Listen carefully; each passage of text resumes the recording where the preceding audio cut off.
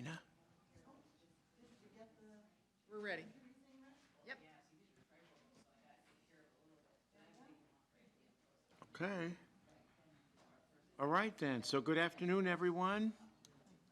Today's Thursday, May 28th, 2020. The time is 1:02 p.m. This is a special meeting with our auditor. Attending are Commissioners Duncan, Brooks, and Filios. Do we have any changes to the agenda? Hearing none. First item, and most of the items, I'll turn over to our Finance Director, Dina Darrow. Go right ahead. Thank you, Commissioner. I'll stand up here for starters. Kind of like to move around a little bit. Let me know if you can't hear. So thank you very much for letting us slip in this extra meeting, and thanks to Michelle for having a backup computer. For some reason, we were having some technical difficulties. So in front of you, I've placed a working agenda and our deliberations schedule. So the first block of meetings on that schedule have a whole bunch of meetings that are 2 hours and one that's 3 hours long. Our goal today is to talk about what you want to talk about and what you want to dive into during this deliberations period so that we can make these meetings more specific and we can skinny them down to maybe 1 hour power sessions and hopefully not even need all of them. So, Michelle, if you want to pop up our preliminary summary, I have some good news. Okay. And that's Michelle's son, who's just adorable. Okay, can you make that a little bit bigger? You're a young mom. I'm an old mom. So there's your new deficit after our chat with our friends at Alliant yesterday. You're Wow. at 4.4 million. That's the number to beat. Where did we start at? 7? Yeah, we were 7. Not Yeah. bad. So, yeah, considering where we are in the process, this is unheard of. So, and also considering where we are in the world right now, how things have changed, this is very beneficial for us as a county. We're in a very strong financial position. And I think if we think more long-term and kind of keep ourselves oriented to what could happen in the next year, and Michelle has some information on the latest economic trends coming from the state of Idaho, we can be strategic about how we want to spend this year and prepare ourselves for what could happen. Right now, it doesn't look like the sky is falling. We are somewhat insulated here because of our real estate market and just because we shut down later and started up earlier, but we still want to be conservative in our approach for 2021. So we'll just go through a very quick PowerPoint just to kind of get ourselves focused on what we want to talk about today, hopefully get you out of here before the hour is up. Okay, so obviously the objective is to focus us. And I think I can actually do this myself. I can. So usually when we define the problem, we're gonna say, okay, why do we have this problem? Well, we have too many wants and not enough resources. And that's pretty normal for just about everything. So on the positive side, there's more possibilities. We've had this problem before. We have it in our own everyday lives. There's always more wants than we have money for. So we have possibilities here, and we're in a unique situation to make some changes and maybe set ourselves on a stronger financial footing than we've ever been on. So today, our goal, and just for planning deliberations, is to identify what you want to accomplish in 2021. What is the main goal of the board in 2021, and how do you want to use your resources in 2021 to achieve those objectives? And we want to articulate whatever vision you decide upon by deploying the resources. The resources will support your vision, and then cut what you see as not being needed. Or the other part of it is, if there's stuff up there that you don't necessarily think should be up there, fine, we cut it. But this doesn't have to drive your goals or your decisions. There may be things that aren't up there that you feel are needed. Okay. So want to think outside the box. So when I was putting this together, Michelle and I were talking, and we really kind of wanted to go back to basics. So, mission and vision statement of the county. So what does that really mean? So we want to provide professional service in regard to public safety. All of these things here, let's break it down. What does professional service mean? Well, we want to have a well-trained workforce that gives excellent customer service to our customers. Public safety, what does that mean? Well, we need to be properly staffed to fulfill our obligations statutorily. We want to meet the needs of our area. What is essential services? Well, that's pretty clear, defined by statute, what's essential and what's nice to have. Natural resources are mentioned. We're very tourist-oriented. We have a lot of parks. We have a lot of waters that have to be maintained. We have recreational assets that we maintain. So that's part of our promise in our vision and mission is to provide that to our populace. And being a good steward to those assets, as well as our public assets like our buildings and our facilities, and making sure they're in good repair. And then just being innovative and cost effective.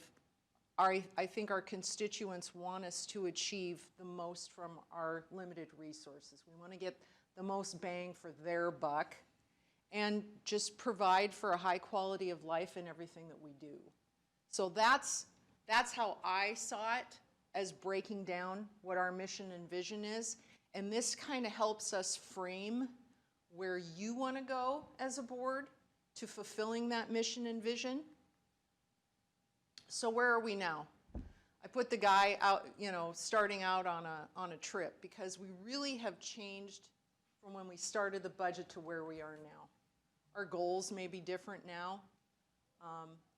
Our complete aim may change direction now based on where we are today. The world is a very different place.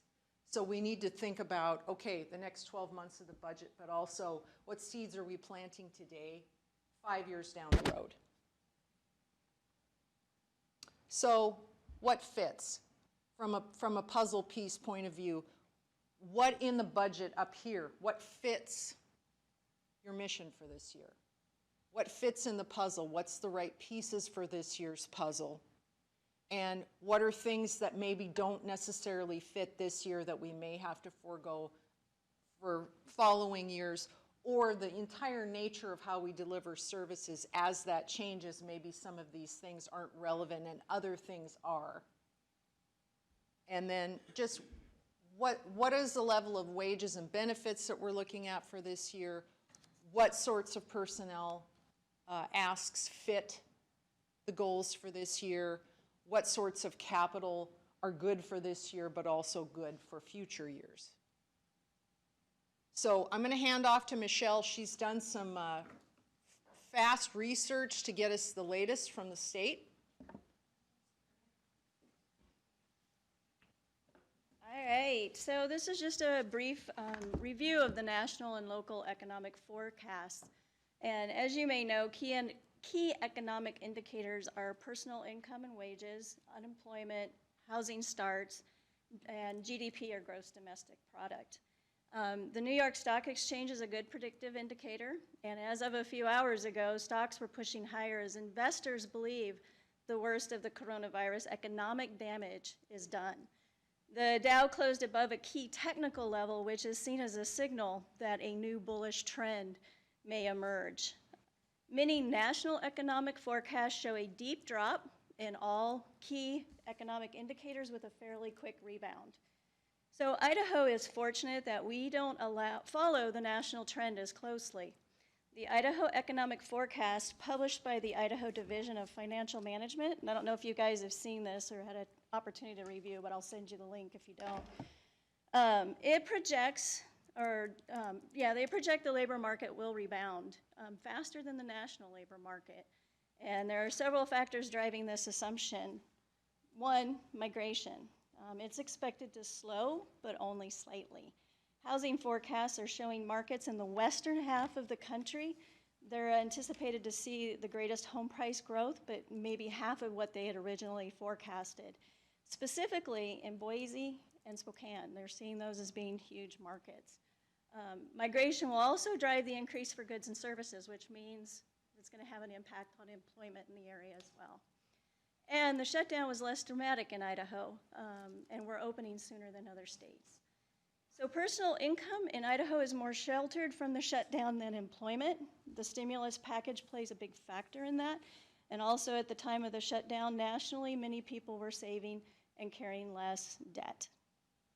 Housing starts are expected to decline through 2023. However, they're forecasting it to be less dramatic than the national level, and they're anticipating a move from multifamily to single-family dwellings. And single-family starts are expected to be less affected in their forecast models. So, like I said, I'll go ahead and forward this to you if you don't already have it, so you can take a look and review it. But for the most part, even though we're going to have that dip, things are looking fairly positive right now. So, and I'll turn that back to you, Dina. Okay. Thank you, Michelle. So are we ready? You know, it was interesting listening to Michelle. This morning they came out with pending home sales. Now, this is a national figure, down 20%. Wow. Month of April. But again, to your point, Michelle, we don't really track. We might be down, but it's not, I don't think it's going to be anywhere near that. I don't think we're going to see, we're not going to be affected because we're so sheltered and everybody is moving here. And that's what Zillow said. Apparently, and I think this was in the last month, and I might have shared this, Dina, with you and Michelle, but for everyone else, they reported 10,000 inquiries for Coeur d'Alene from across the country. That's amazing. How we handle it is a whole nother matter, but I guess that's what we're getting into. Yeah. Somewhat. Okay. So shall we put the preliminary summary back up just as a point of reference?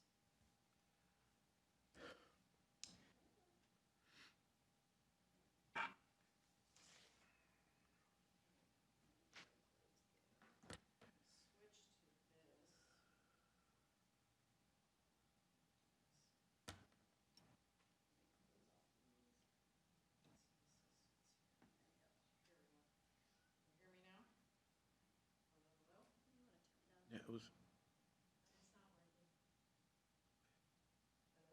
Yeah, that was on, wasn't it?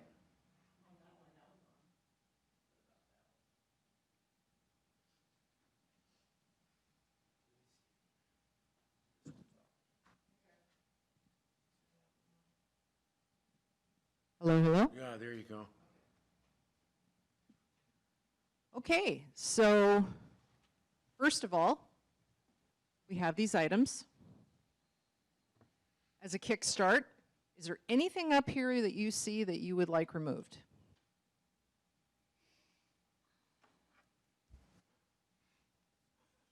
I'm almost tempted to ask you to read them off. But No, that's fine. So we'll go in groups. Oh, go ahead. Or overtime increase. I mean, we already have budgeted overtime, and I'm not sure that we are gonna need the overtime increases if we're having a higher labor pool to hire from, so therefore we're gonna have more positions filled. And how big is that? So we have a number of overtime requests. We have E911, civil, detectives, driver's license. Let's see, jail is a real big one. Solid waste has some, but they're self-funded. Yep. So mainly law enforcement is asking for quite a bit of overtime increases. Okay, so on the detectives, what's the rationale for the 55, do we know? We could come back to this in one of our deliberations meetings. Can you mark it? Absolutely. I actually I think have we a might be able to list. cut, I just don't know how much, that's. Okay.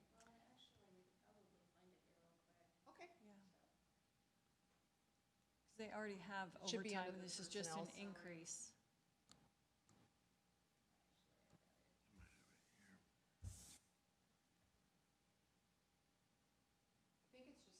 No, I've got it set aside. It was part of the budget binder thing. Okay. Yeah, it was a breakout. Detectives? Overtime, detectives? Fund 10? 15.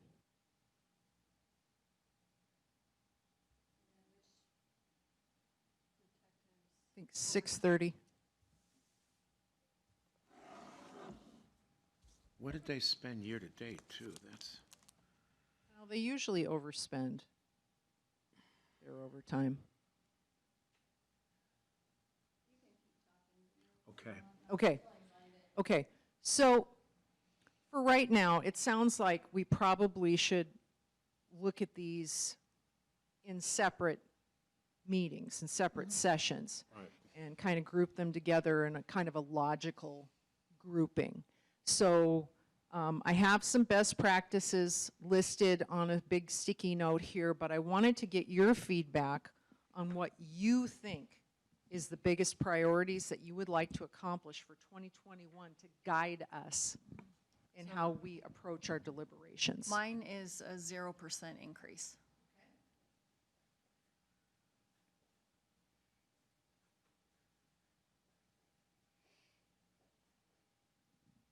All right? Mine is no automatic 2% Okay, of the operations? of anything. Okay.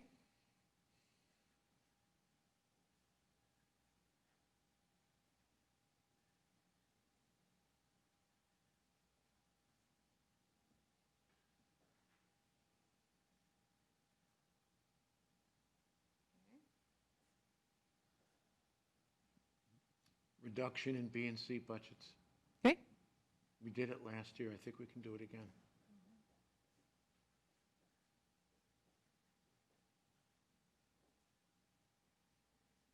So Dean, I have a question on the B budget. Sure. We have a whole thing about, a whole summary on B budget increases.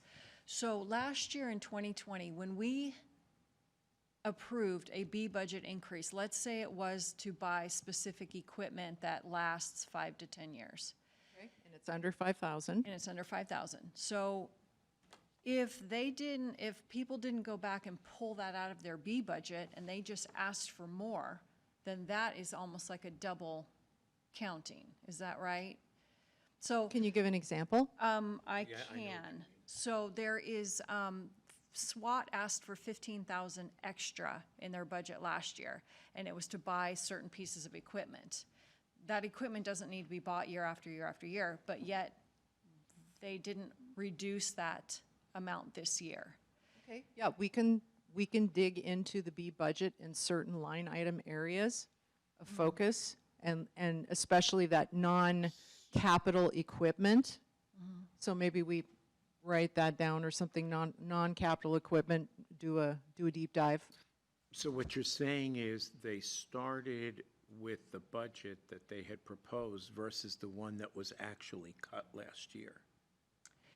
Well, for instance, if SWAT is normally, I'm just throwing numbers out there. Yeah, If go it's ahead. normally $30,000 a year to fund SWAT, whatever their ongoing training, stuff like that. Right. Maybe, ammunition and stuff, things like that. Then they came last year and said, okay, so what we need is, and they named some items.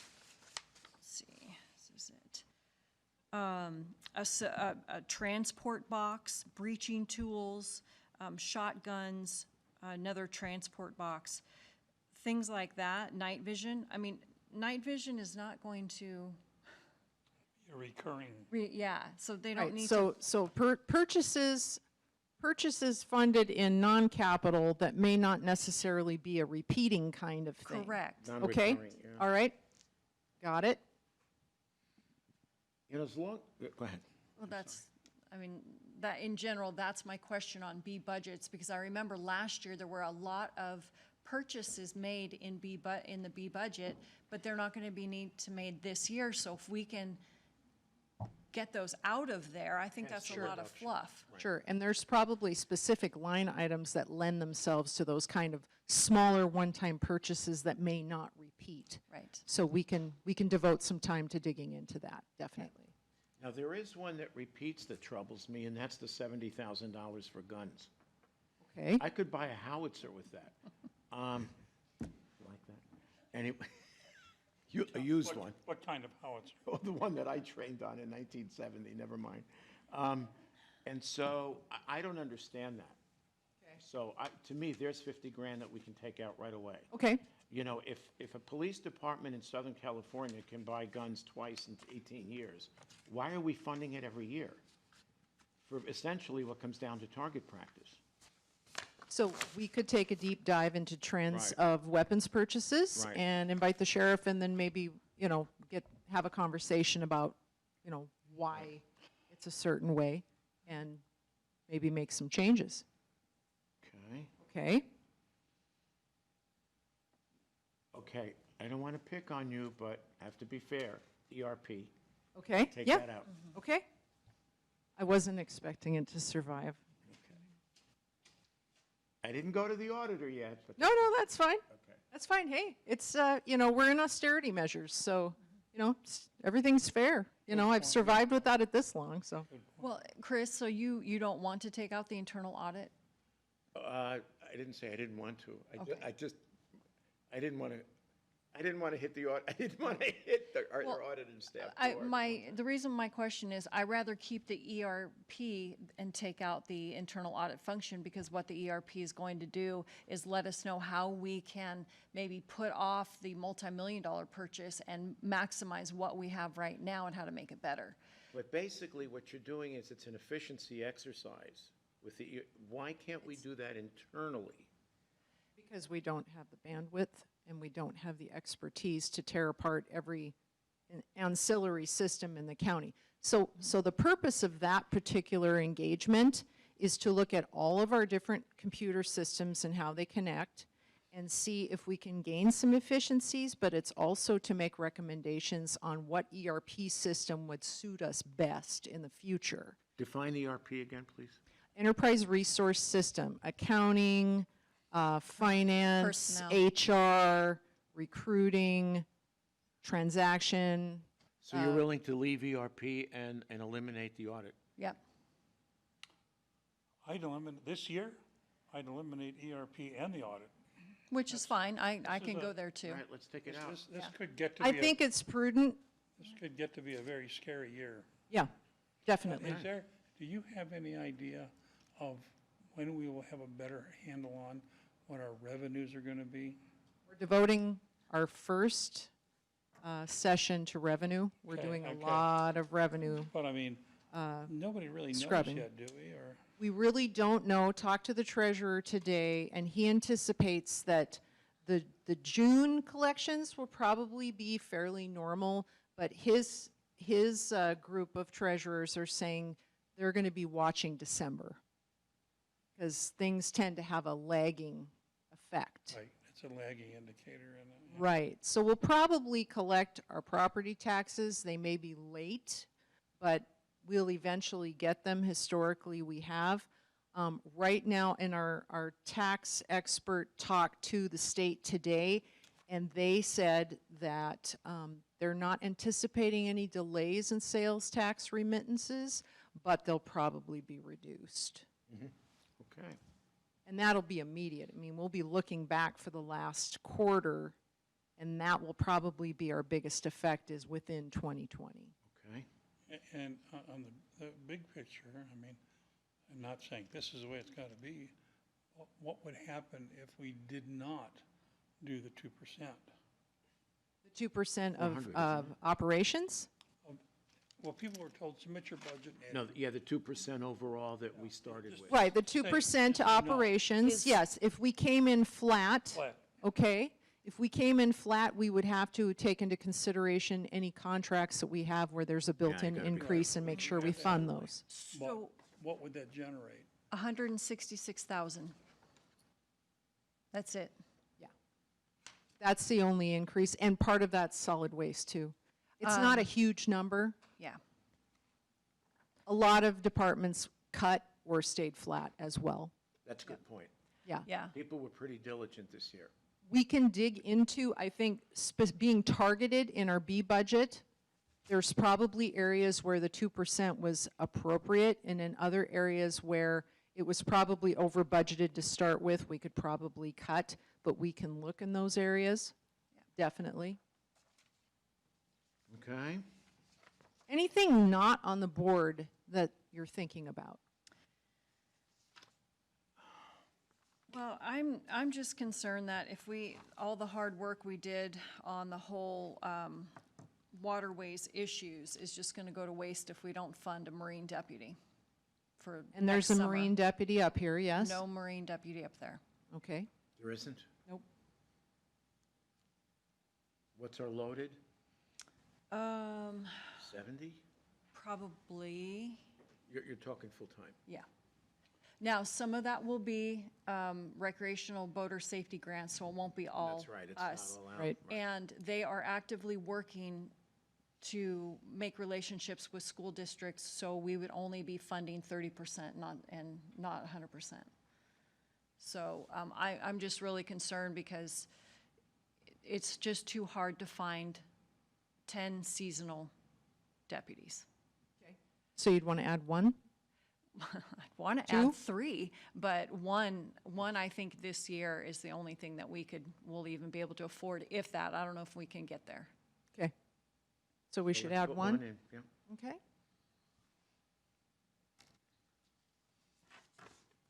I will add too that there is some COVID money that will be available, and the guidance isn't real clear, and we'll get more into that next week, but what they did say was that anything that promotes teleworking and strengthens us in working remotely,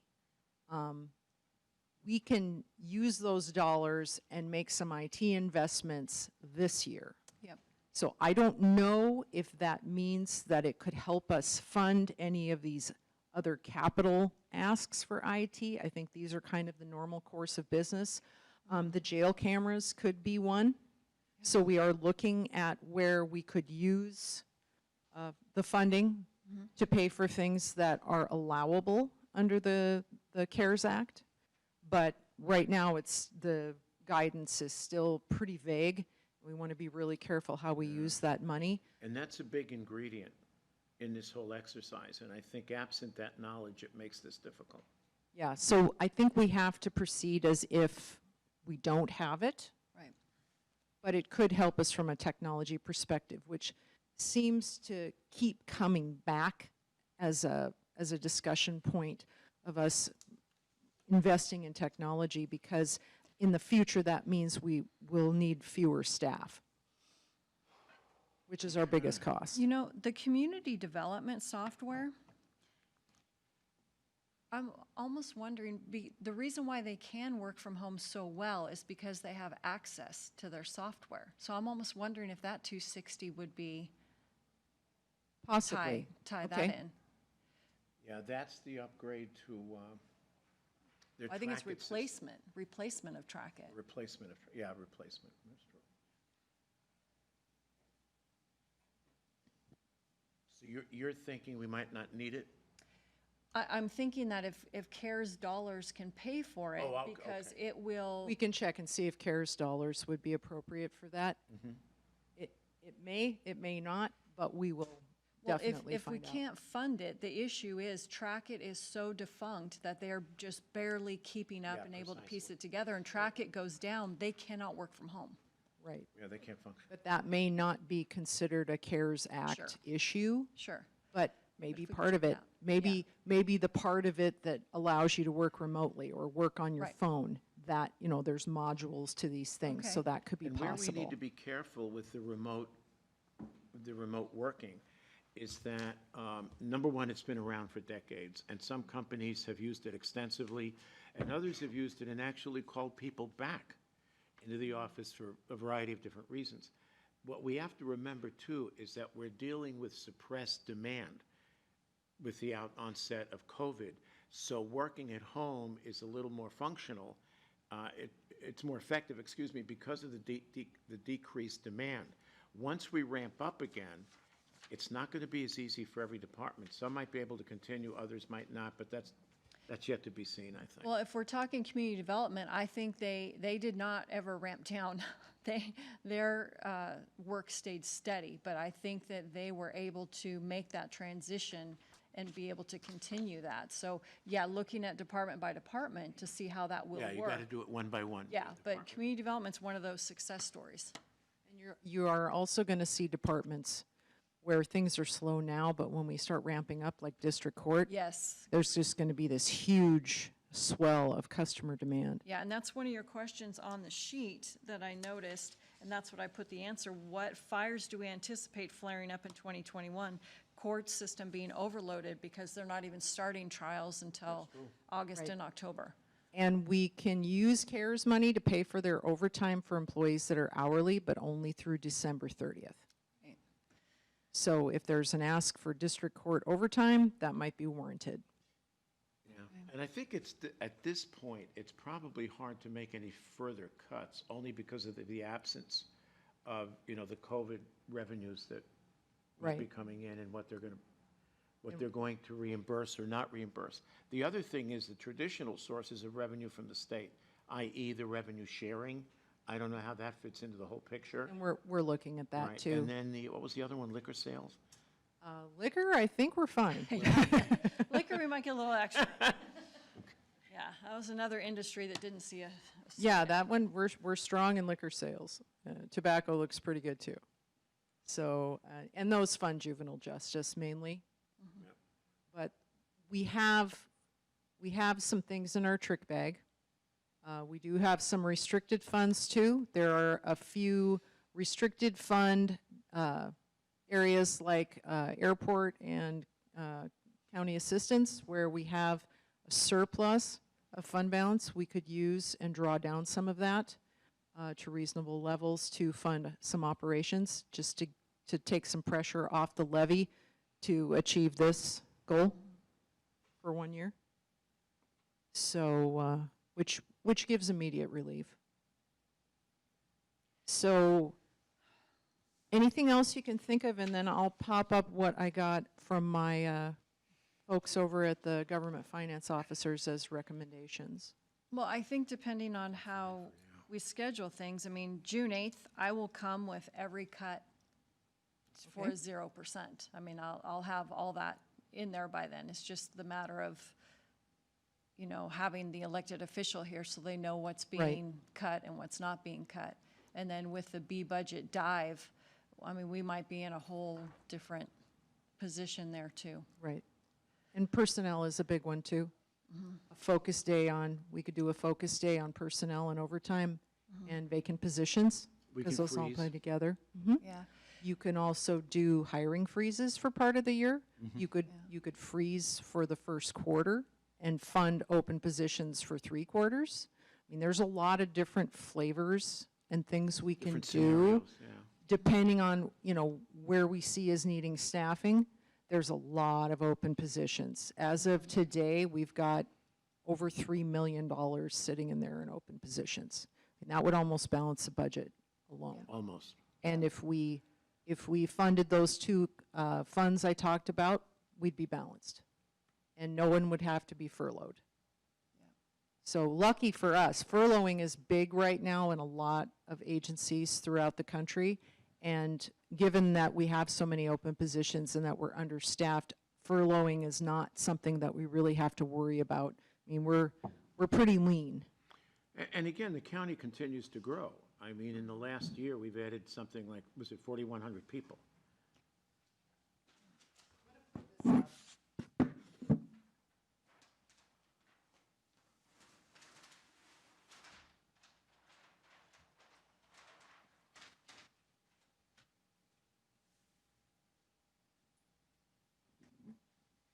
So last week and this week, some of my staff were supposed to go to a conference for the Government Finance Officers Association, so they decided to do a virtual conference. So one of the conference subject matter was called Cash is King, and it talked about what's coming and how we can get on a stronger financial footing. So it said when working on your budget, they gave some ideas for different areas of the budget. Personnel, I talked about vacant positions, short-term hiring freeze, possible wage freezes, sharing personnel. We did some of that during COVID. A lot of folks have, stood up and went over to elections and helped with that, with the ballot stuffing. And then voluntary part-time status. Maybe a person wants to take off a day a week for a certain period of time to save some money. I don't know if that's necessary, but we can definitely quantify that as part of our personnel discussion just to see what kind of a win we get out of that.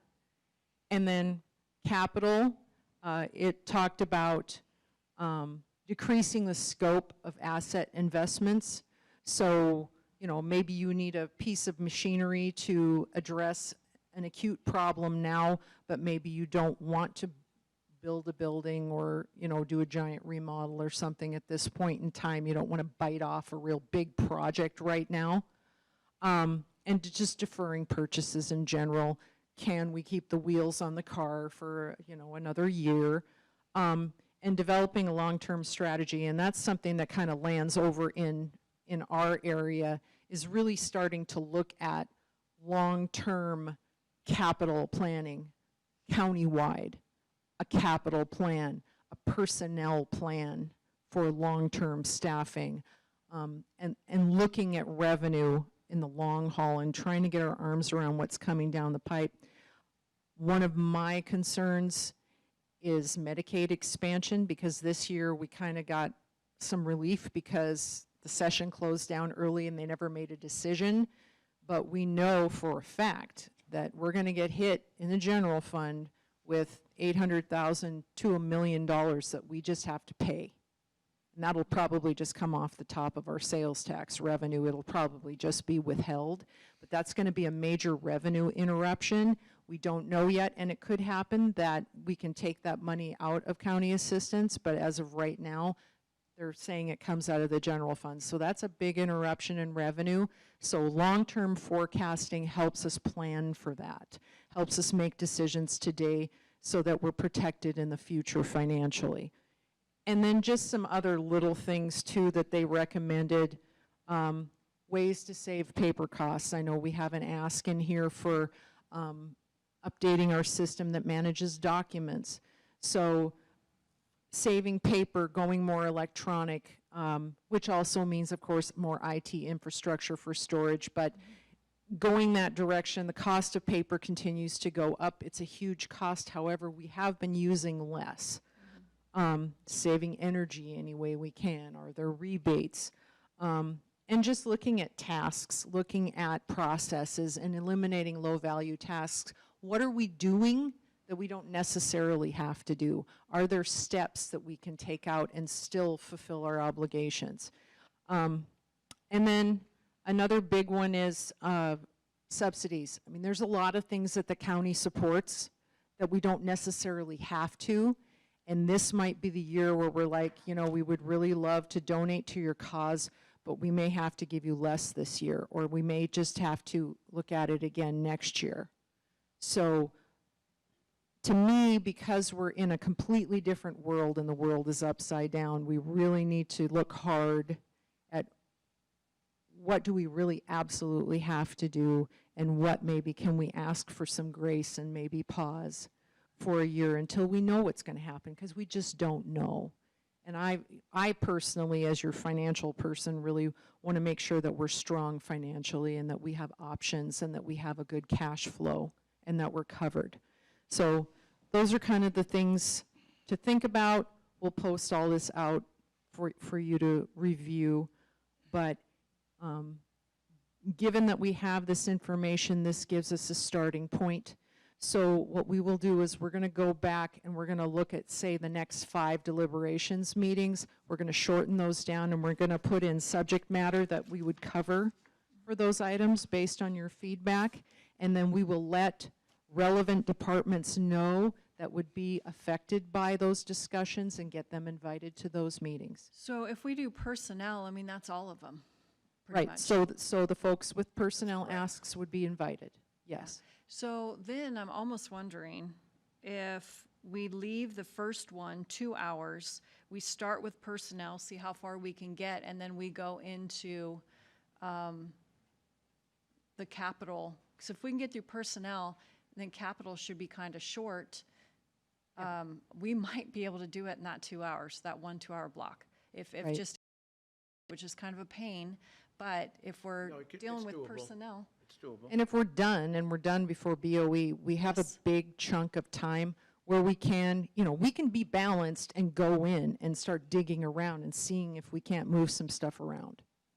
But as long as you get to that balance point, that gives you a chance to step back and breathe and refocus, and maybe something comes to mind that you hadn't thought about, and then we could actually run that through a scenario and see if it's something that you want to do.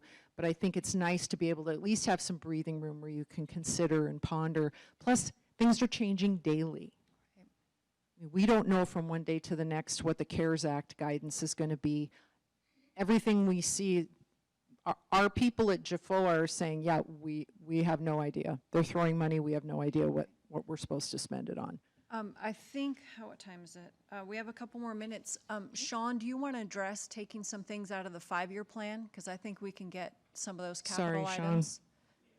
There's a few things over You here. need a microphone, though.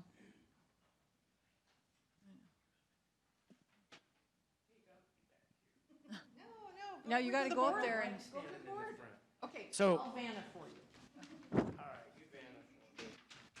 So we had a discussion in the last meeting about possibly trying to get some stuff out of the 5-year plan that was budgeted in '21 and see if we could get it done in '20.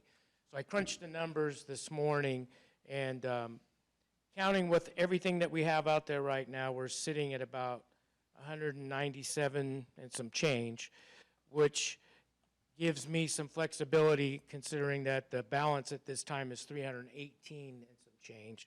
So I went ahead and told Greg to take the $20,000 for the juvenile detention tank On the tank. and water heater, whatever that thing was.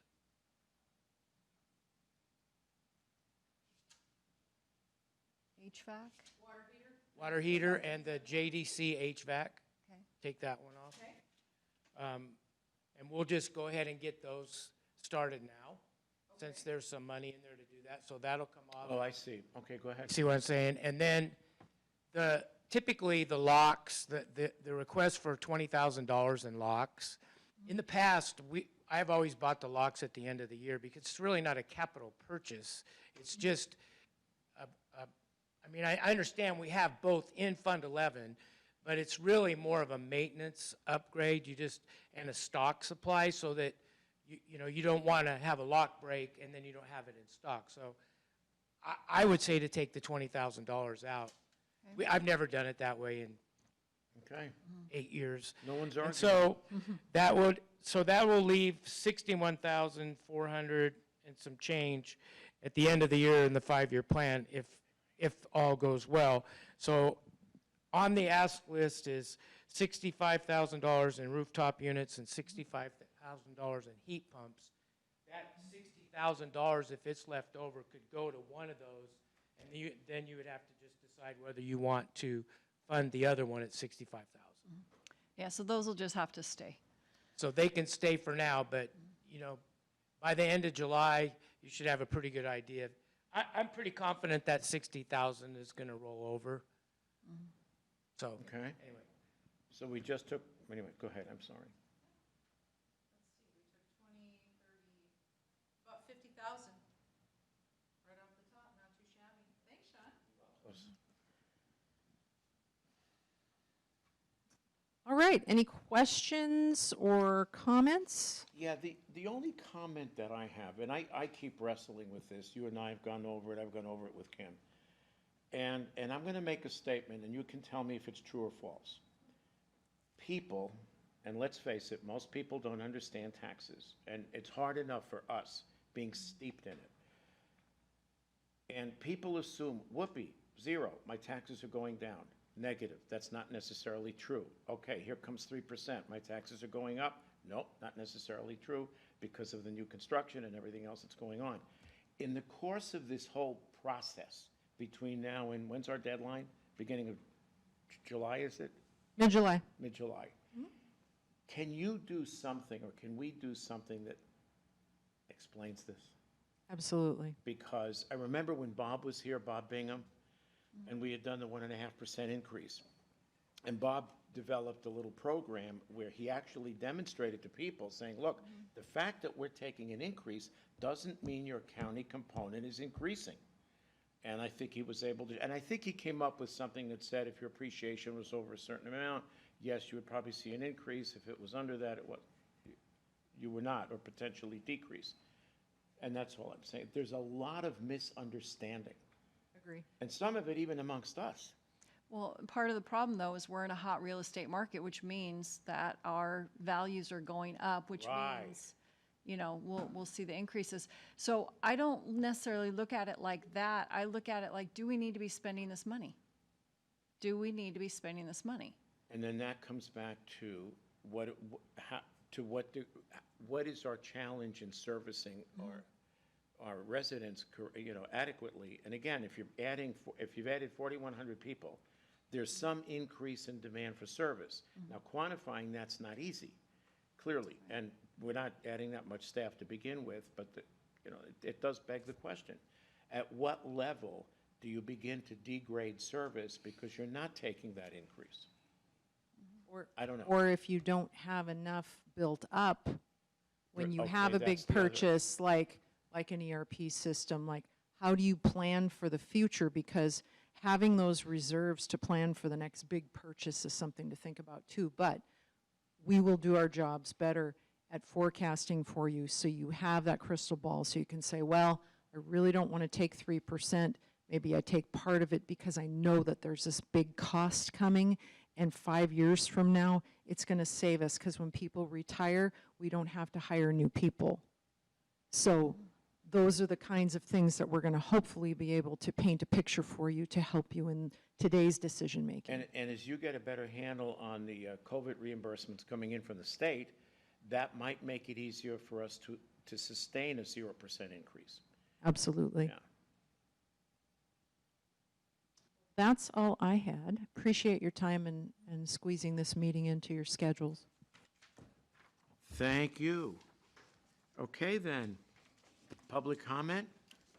None. 11:48, meeting adjourned. 1:48, meeting adjourned.